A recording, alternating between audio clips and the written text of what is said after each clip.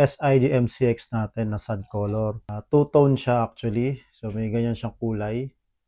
Tapos ganitong pagka sad color niya. May accent ng black. Kasama na rin yung scope. Metal to. Yan, itong part na to. Itong pre-muzzle niya.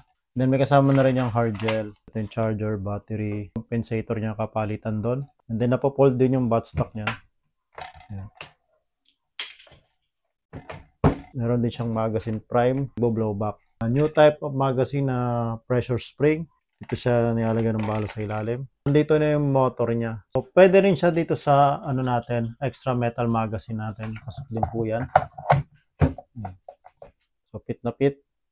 So actually dito, yan, pwede rin to eh. Kasi wala tayong ganitong kulay. So bali yung selector niya, naka-ambidextrous or dual selector. Pwede dito, pwede rin dito sa kabila. So usually nakikita lang natin to sa mga high-end premium. Pero dito, yung mag-release, ambidextrous na din yan. Pwede dito. Bawa dito nyo i-press. Pwede rin dito.